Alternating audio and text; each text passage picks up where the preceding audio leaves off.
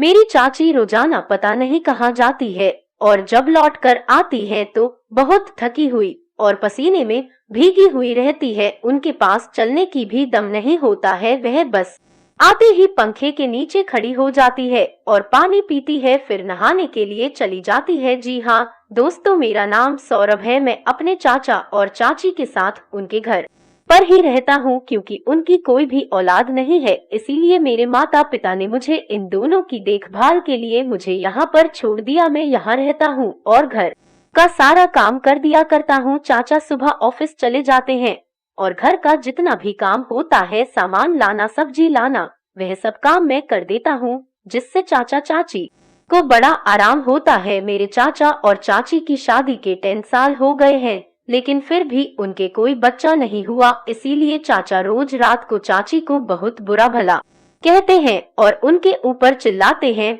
मेरी चाची यह सुनकर बहुत रोती है। हर रात को दोनों के बीच बहुत लड़ाई झगड़ा होता है। मुझे अपनी चाची के ऊपर बहुत तरस आता है।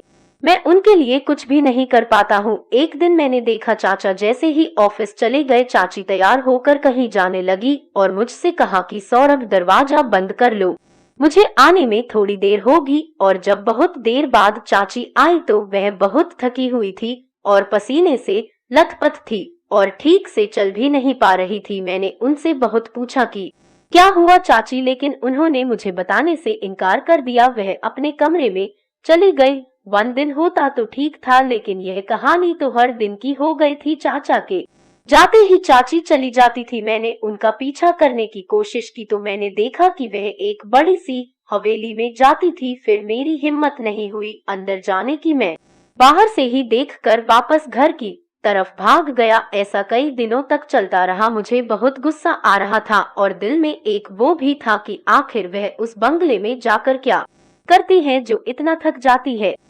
मैंने एक दिन सोचा क्यों ना यह बात चाचा को बता दी जाए, लेकिन मैंने सोचा चाचा बहुत गुस्सा करेंगे और चाची को घर से भगा देंगे, इसलिए मैंने चाचा से यह बात नहीं बताई। और अगले दिन मैंने चाची का पीछा किया और सोचा कि आज तो मैं यह पता करके रहूंगा कि आखिर चाची उस हवेली में जाकर आखिर करती क्या है। फिर मैं उनका पीछा करते करते वहां पहुंच गया। वह अंदर गई और अंदर से दरवाजा बंद कर लिया। फिर मैं उस हवेली के पीछे गया और वहां पर खिड़की से अंदर देखा तो मेरे होश उड़ गए।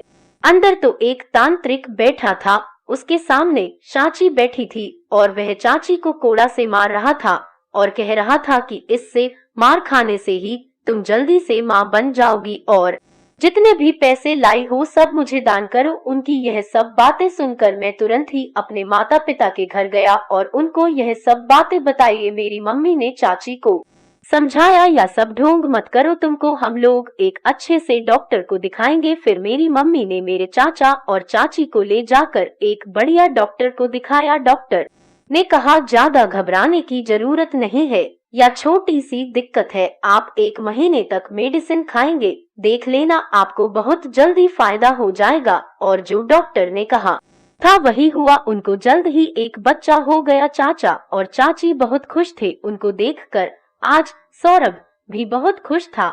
आज सौरभ की सूझबूझ के कारण ही उन दोनों को एक नई जिंदगी मिल गई थी। दोस्तों, आपको यह कहानी कैसी लगी हमको जरूर बताना। चैनल को लाइक, शेयर और सब्सक्राइब जरूर कर देना। एक नई कहानी के साथ मैं आपसे फिर मिलने जरूर आऊंगी। धन्यवाद।